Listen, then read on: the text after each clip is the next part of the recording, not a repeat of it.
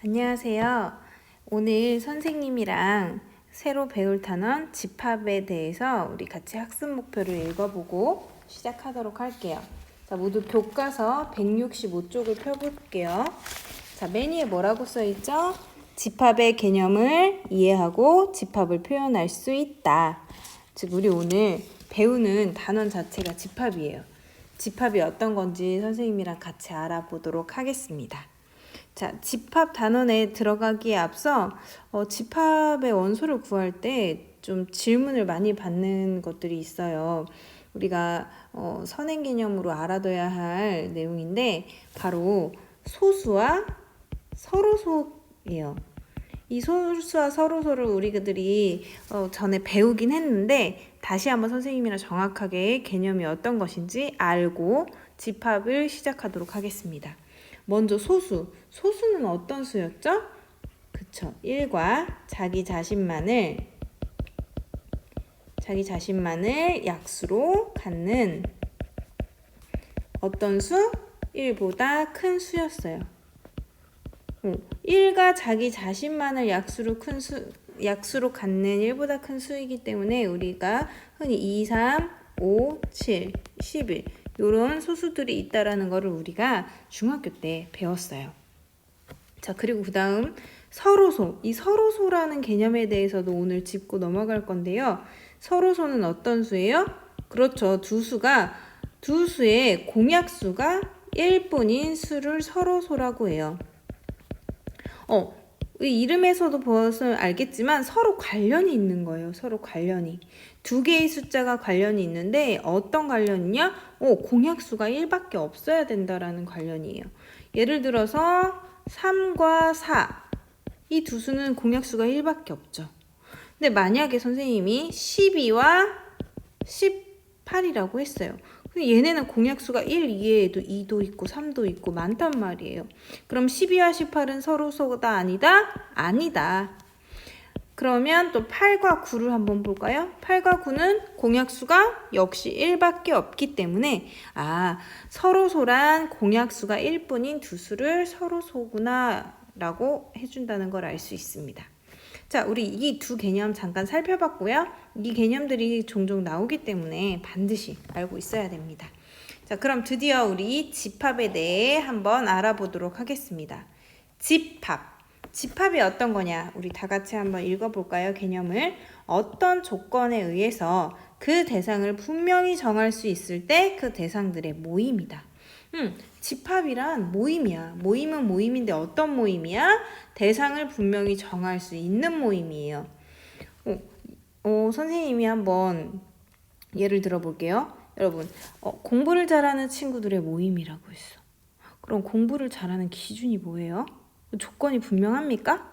분명하지 않네요. 즉, 조건이 명확하지 않기 때문에 공부를 잘하는 사람들의 모임은 집합이 될 수 없어요. 그럼 선생님이 또 키가 큰 사람들의 모임이라고 했어요. 그럼 보통 키가 크다, 165 이상이다, 170 이상이다. 근데 서장훈 입장에서 보면 또 160도 큰 키는 아니란 말이죠. 그러니까 기준이 애매하단 말이에요. 조건이 명확하지 않아요. 그렇기 때문에 이렇게 그러니까 조건이 명확하지 않으면 집합이 될 수 없습니다. 그런데 선생님이 만약에 예를 들어서 10 이하의 소수들의 모임이라고 했어요. 그럼 이건 어때요? 그쵸, 기준이 명확하단 말이에요. 10 이하인데 그 중에서도 소수들을 다 불러 모았어요.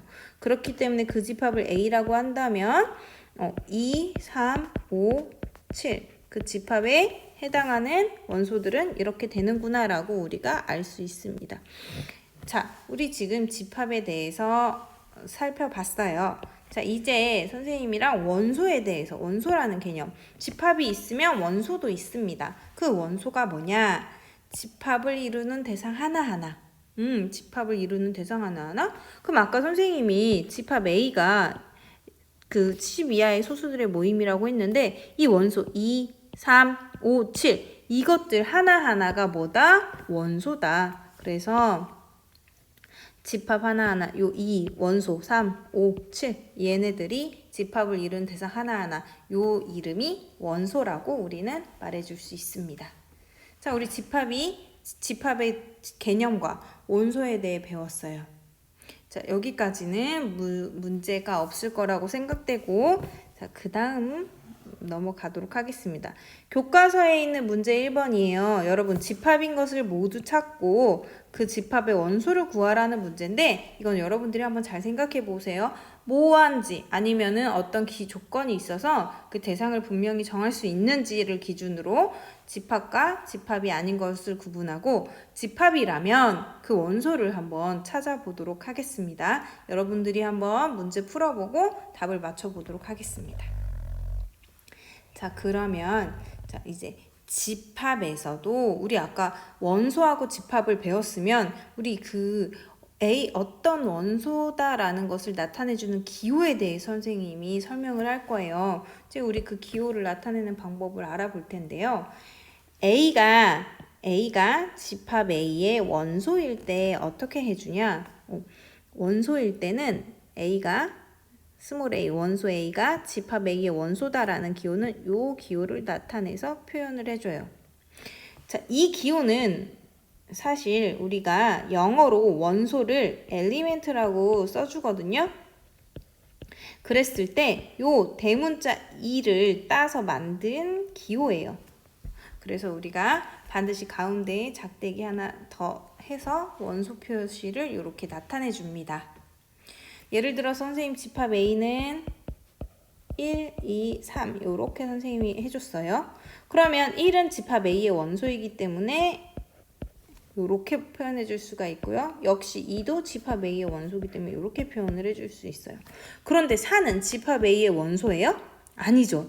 그럼 원소가 아닐 때 어떤 문자가 집합 A의 원소가 아닐 때의 기호는 원소가 아니다 이렇게 표현을 해줍니다. 따라서 4는 원소가 아니기 때문에 다시 요 예제를 보면 4는 A의 원소가 아니다 이렇게 표현을 해줄 수 있습니다. 자, 여기까지 이해 가시나요? 자, 여기도 마찬가지예요. 예제 보면 짝수 전체의 집합을 A라고 했어요. 그러면 짝수는 2, 4, 6, 8 2의 배수들이란 말이에요. 그러면 숫자 2는 당연히 짝수기 때문에 A의 원소이니까 요 기호를 표현해줬고요. 3은 짝수가 아니니까 원소가 아니다. 요렇게 표기를 해줬습니다. 자, 여기까지 이해 갔나요? 우리 집합에서 원소를 나타내는 이 기호 분명히 알고 넘어가야 돼요. 뒤에 가서 나중에 집합 사이의 포함관계를 나타내는 기호를 배울 때 헷갈릴 수 있기 때문에 우리 이 집합 기호, 원소에 속한다라는 이 기호를 반드시 알고 넘어갔으면 좋겠습니다.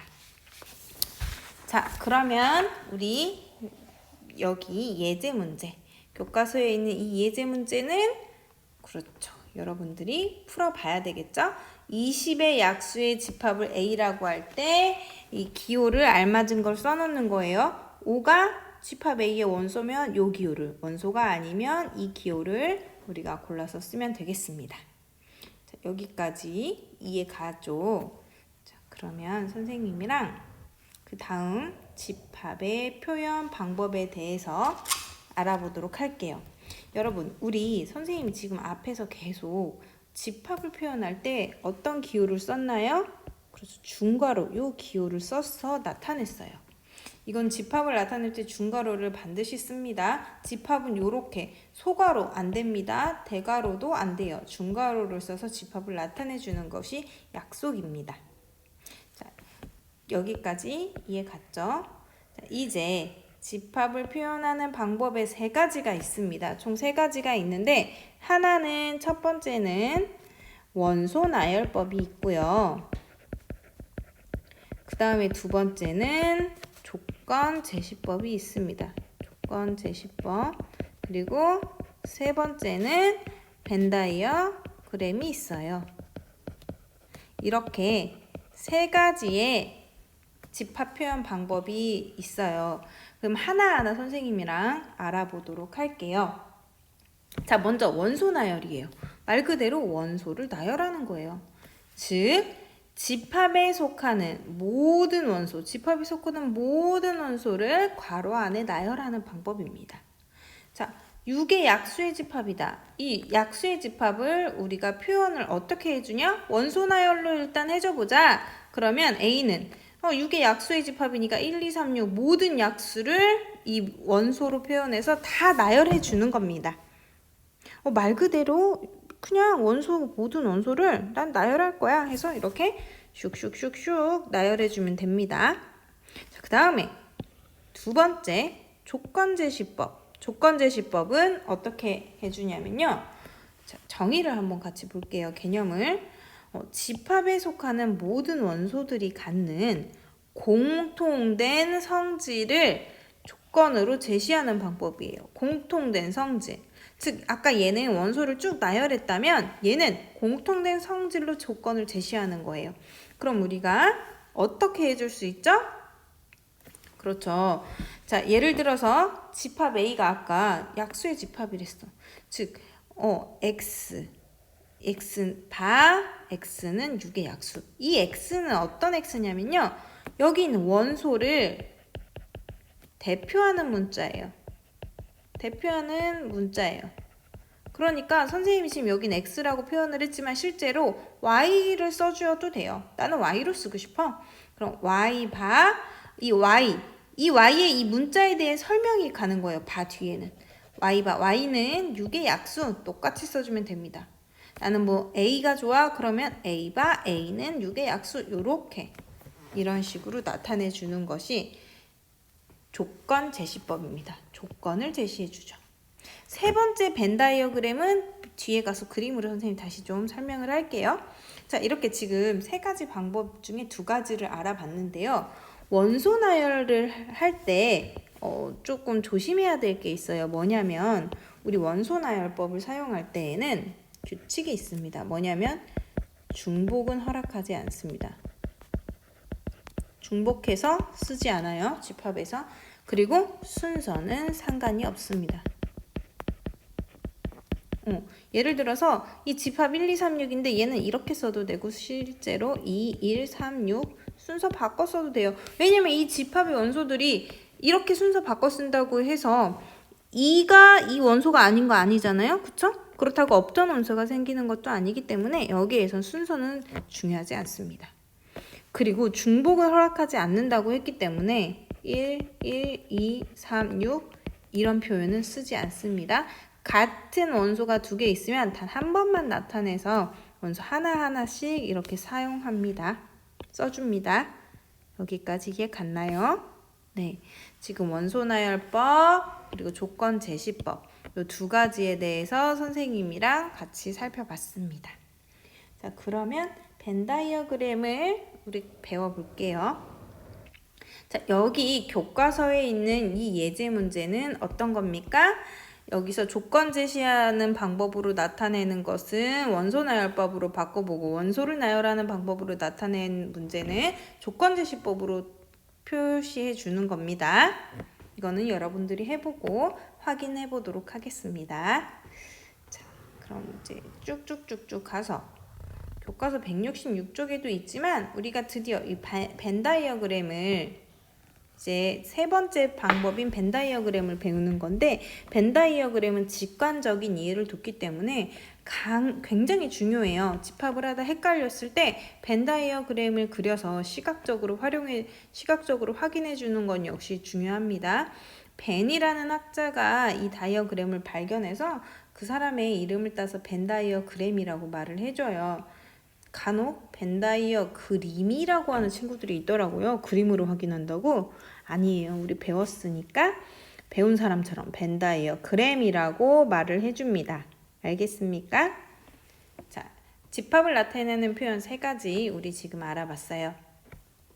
자, 그러면 여기 교과서 167쪽에 이 문제 한번 풀어보세요. 여러분들이.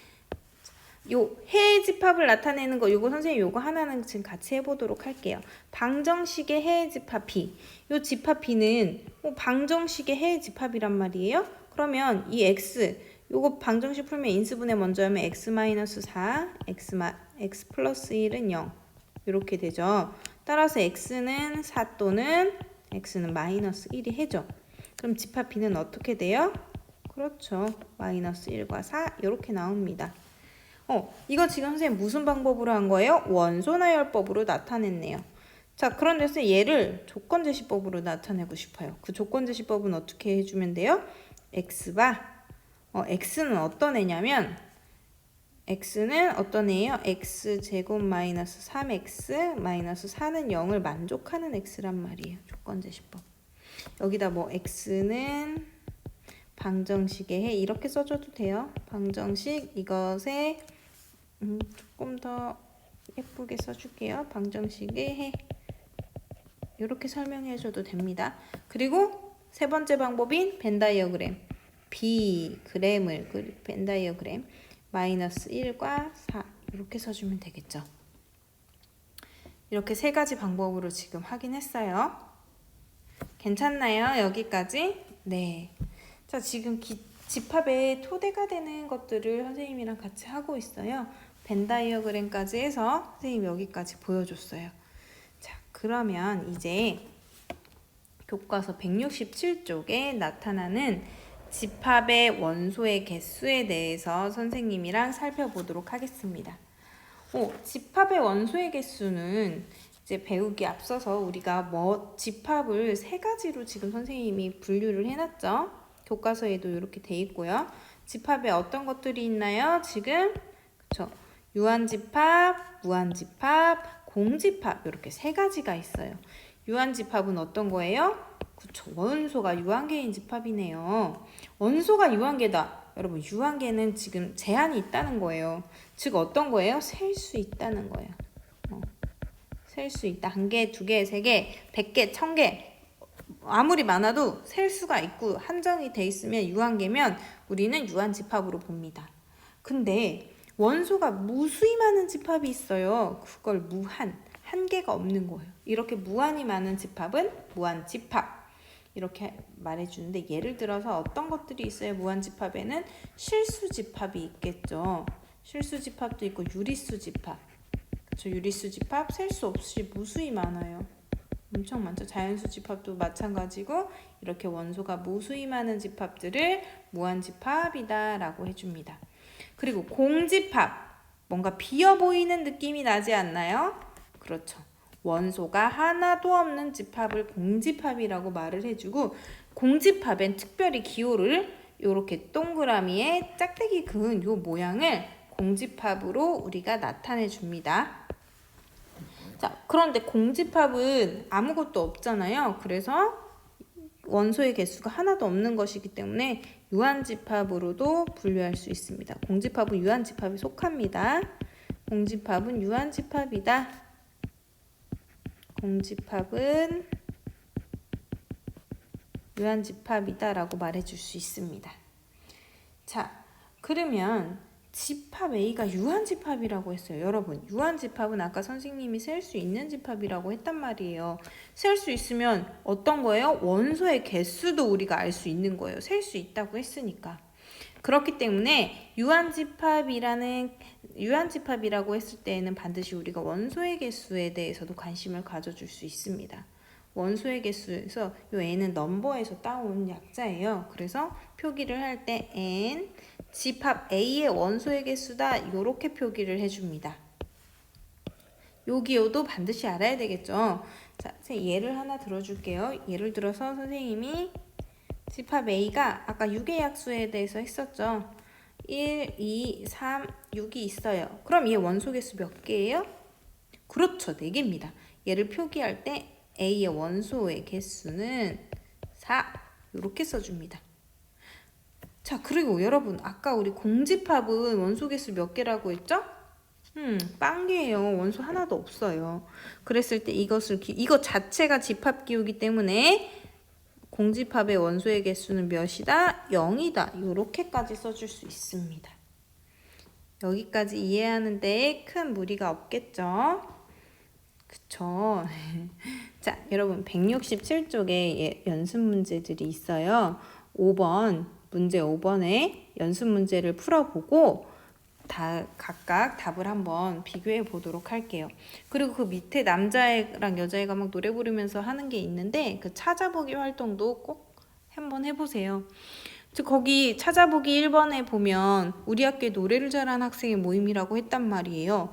노래를 잘한다 이런 거는 기준이 명확하지 않죠. 그렇기 때문에 조건이 명확하지 않기 때문에 집합이 될 수 없어요. 그러면 우리 학교에서 어떤 모임이 집합으로 만들 수 있는지 한번 창의적으로 여러분들이 생각해 보세요.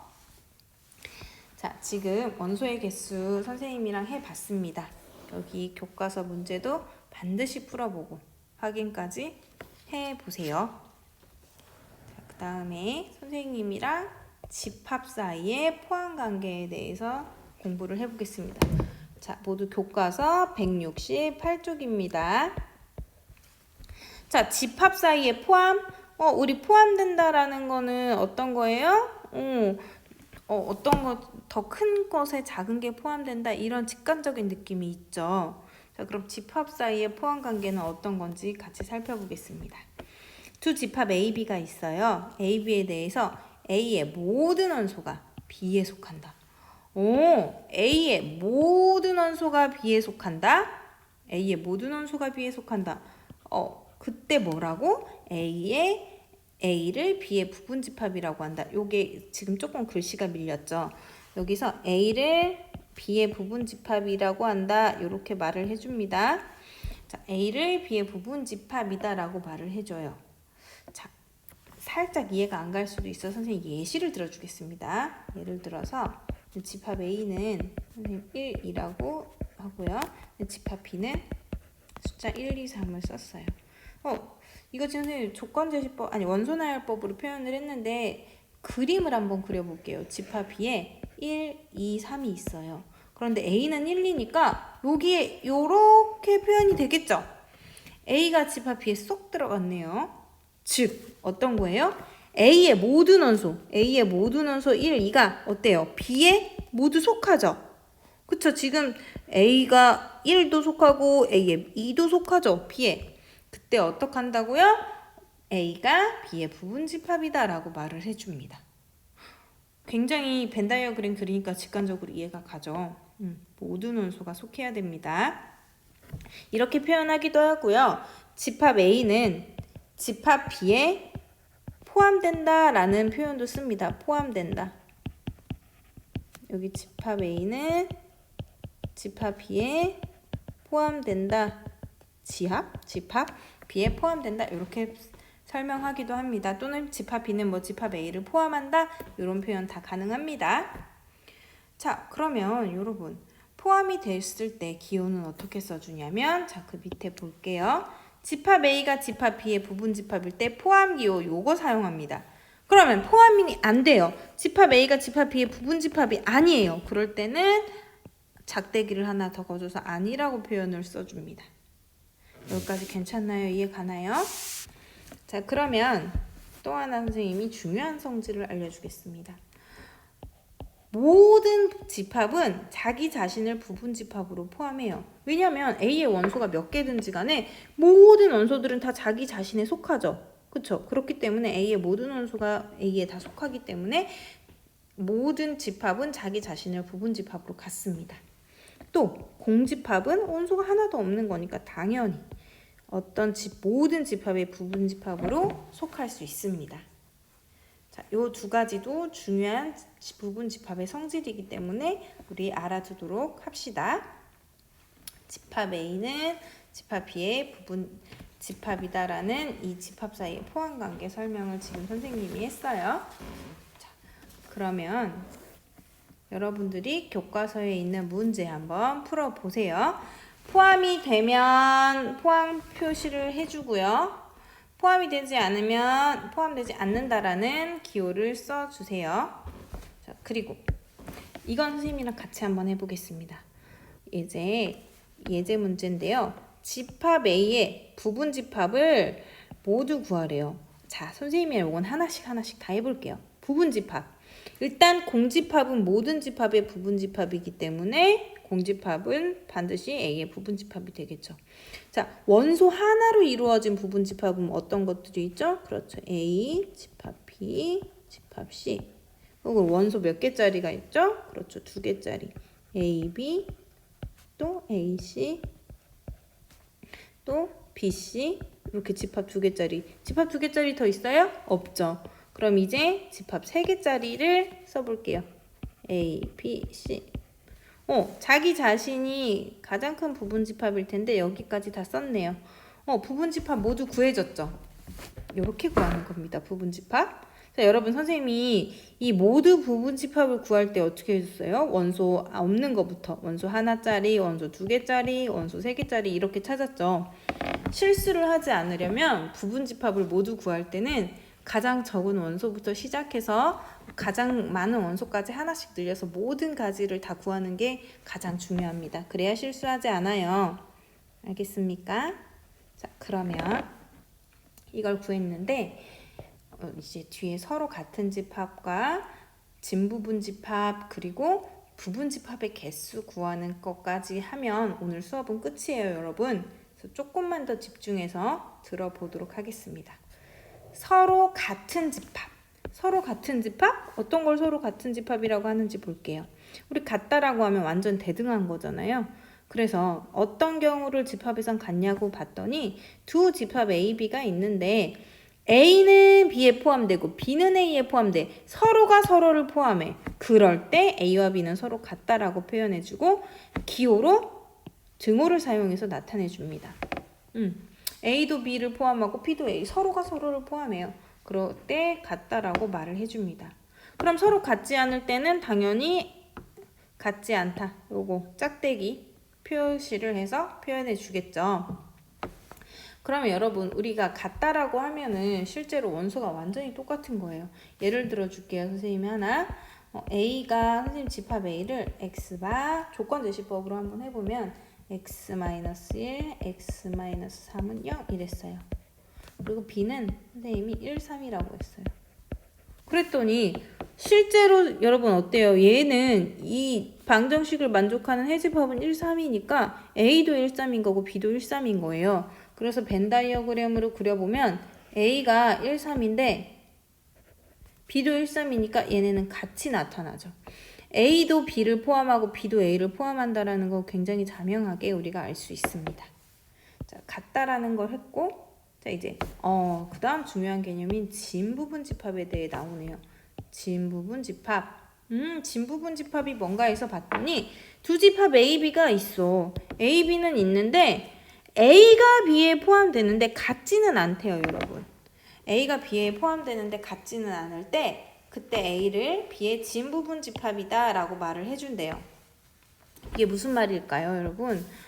말 그대로 A는 B에 포함이 되는데 B는 포함이 안 된대요. 선생님 또 예시를 하나 들어줄게요. A가 1, 2 그리고 B 집합이 1, 2, 4 이렇게 원소가 있어요. 그럼 이거 벤 다이어그램을 그려보면 1, 2, 4가 있으면 집합 A는 이렇게 그려지겠죠. 쏙 들어가게 그려지겠죠. A가 B에 포함은 되는데 여기 4가 이렇게 나올 수 있습니다. 그렇죠? 여기에 어떤 원소가 하나 있어야 되는 거예요. 하나든 두 개든 몇 개든 있어야 되는 거예요. 이렇게 같이 등호가 성립하지 않고 여기 원소가 바깥에 뭐라도 있어서 완전히 쏙 들어가는 거예요. 같아지지 않게. 들어가고 같아지지 않게. 이 두 조건이 있을 때에만 진부분집합이다라고 말을 해줘요. 이해가요? 그러면 잠깐 여기 아까 선생님이랑 구했던 거 한번 볼게요. 여기서 부분집합을 모두 구하라고 했을 때 그러면 주어진 집합 A의 진부분집합은 모두 어떻게 구할 수 있죠? 얘만 아니면 되는 거야. 같지만 않으면 되는 거예요. 공집합도 진부분집합, A도 진부분집합, 하나짜리 C도 진부분집합, 집합 AB도 진부분, 집합 AC도 집합 BC도 모두 다 집합 A의 진부분집합이 되겠죠. 여기까지 이해 갑니까, 여러분? 네. 지금 진부분집합의 개념. 그럼 진부분집합의 개수 구하라고 하면 우리가 아까 구했던 이 모든 부분집합에서 자기 자신 요거 하나만 빼주면 진부분집합의 개수까지 구할 수 있는 거예요. 괜찮죠? 진부분집합에 대한 정의, 개념 확실히 이해 갔나요? 네. 자, 그러면 이제 선생님이랑 요거 문제는 여러분들이 한번 반드시 풀어보셔야 됩니다. 교과서 169쪽에 있는 문제 풀어보고 확인하고 오케이? 이 개념을 거쳐야 됩니다. 자, 그리고 오늘 가장 중요한 내용 부분집합의 개수 구하는 문제예요. 부분집합의 개수. 부분집합의 개수 구하는 문제는 뒤에 확률과 통계를 배울 때에도 나오고 중요하게 다뤄지는 개념이기 때문에 반드시 이해를 하고 넘어가셔야 됩니다. 자, 부분집합의 개수. 우리 아까부터 계속 부분집합을 배웠고 부분집합을 다 구해보기도 했습니다. 아까 선생님이랑 같이. 자, 그러면 부분집합의 개수를 구하는 문제가 나왔을 때 어떻게 해야 되는지 같이 보겠습니다.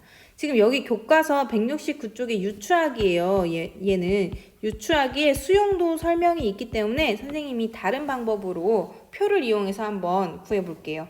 자, 부분집합의 개수. 부분집합의 개수. 그럼 부분집합의 개수를 구하기 위해선 좀 일반화를 시킬 건데 먼저 한번 우리가 구해봐야 돼요. 구해봐야 되는데 여기 우리 지금 다 구했죠. 선생님이 지금 부분집합을 모두. 이거 지금 총 몇 개 나왔어요? 하나, 둘, 셋, 넷, 다, 일곱, 8개가 나왔어요. 이 8개가 어떻게 이루어졌는지 볼게요. 일단 부분집합을 구하려면 A의 원소들로 갖고 우리가 조작을 해줘야 될 거 아니에요? 그럼 집합 A의 원소는 A, B, C 이렇게 3가지가 있어요, 여러분. 이 3가지가 있는데 얘네들로 조작을 좀 해줄게요. 여러분, 공집합은 원소가 있어요, 없어요? 없어요. 그러면 이 집합 A의 원소 A도 안 들어가고 B도 안 들어가고 C도 안 들어간 거예요.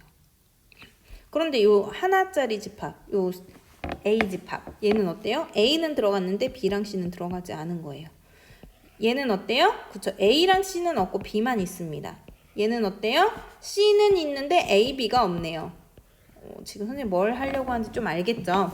A, B, 얘는 어때? A, B는 있는데 C는 없단 말이야. 얘는 A, C는 있는데 B가 없어. 얘는 B, C는 있는데 A가 없어. 얘는 A, B, C 다 있어. 이렇게 해서 지금 구해준 거예요.